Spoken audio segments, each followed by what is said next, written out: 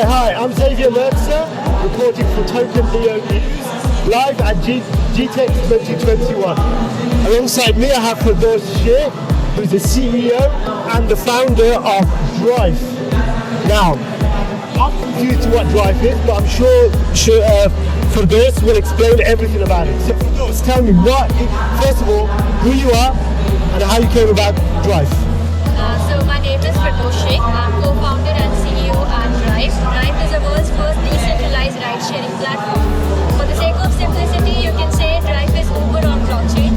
Okay. But that's not what we are doing. My journey started 2 years back when I was traveling with a taxi driver, and this driver asked me to cancel the trip. And he said he'll still take me to the airport if I pay him 100 bucks less. And I asked a very obvious question that why you are asking me to pay you less and still take me to the airport. And that's where I came to know about the struggle of driver community, where they are paying 20 to 30% of the fare that we as a rider are paying as commission. And after that I started speaking with every other driver I was traveling with, and I realized there's a problem that needs attention. So that's how my journey started with building what DRIFE is. Well, that's incredible. So you thought of DRIFE purely to help out drivers where in India, Pakistan or Asia as a whole? Yeah, so initially when I started, I thought this is a very specific problem to my country. As soon as we started looking at different geographies to understand how the ride-sharing economy operates, we realized this is a global problem. The whole ability of ride-sharing platform to control everything and anything in the ecosystem are making them look like this. So the whole idea of technological disruption in the mobility industry was to uplift the driver community. Now if you look at any of the ride-sharing companies, they are multi-billion-dollar companies. But if you look back and look at the driver community, they are still struggling to make their livelihood, which itself says a lot that something is broken and it needs attention.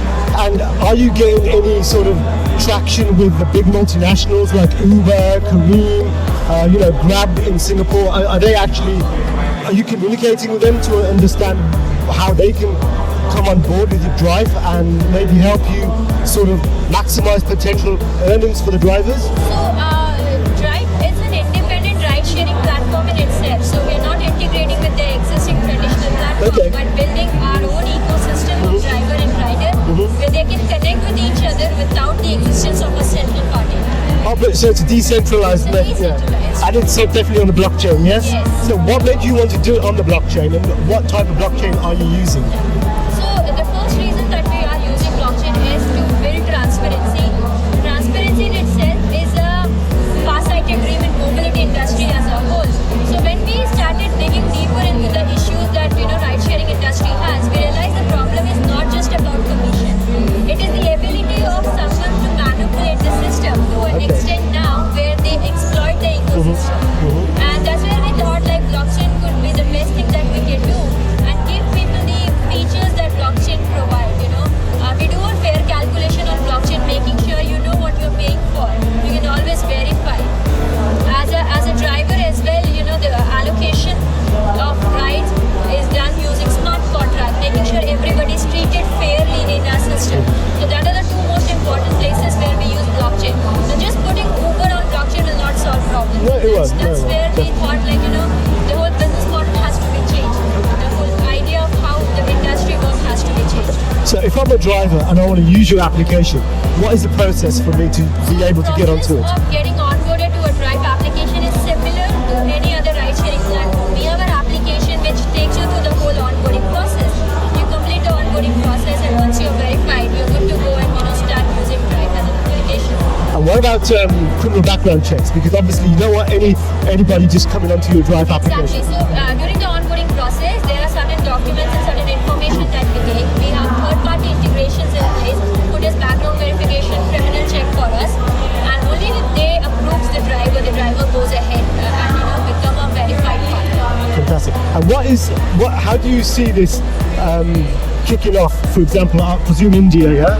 Yes. Yeah. So how are you going to implement it in India, and how are you going to integrate it with the current systems already in place? Yeah. So we are very close to the launch in India. In 3 weeks, we are launching in India, and we are very fortunate in terms of getting the kind of attention that we wanted, because we were able to tell the story to the drivers that we were waiting to listen.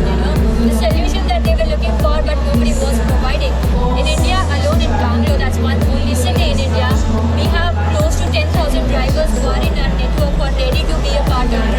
ecosystem. That's amazing. Yeah, so that's what we're doing. We're launching in 3 weeks in India, but we have got attention from across the globe because Drive works on a franchising model where you can tomorrow be a Drive operator and run operations.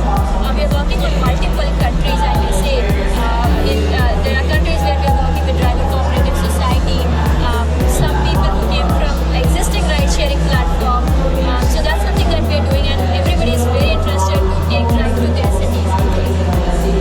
Maybe not the last question, but one another question I've got. How easy is it to monopolize your Drive your application? For example, I could be one person, but I might have 6 or 7 taxis under me.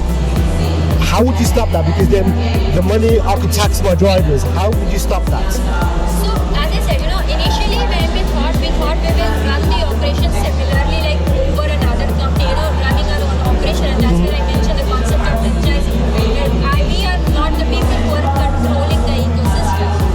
Local driver society can control that particular city, or somebody who knows the city can become it's basically like a validator, somebody who takes care of the local operation because it has everything to do with the real world. You need to have those checks in place. Now, the ecosystem cannot be monopolized because all the things that we're supposed to get hijacked by people are on smart contracts, and Absolutely. we have made sure that we are not only transparent but we are fair, so everybody is treated equally. Fantastic. Brilliant. That's really amazing. So it goes live in 3 weeks, yeah? Yes. Am I invited to the launch? Yes. Hey, Toby, are we coming? Yeah, absolutely. Fantastic. No, seriously. For those, that was amazing. Good luck with your launch. And, I hope it all goes well. Thank you very much. Thank you so much. Thank you.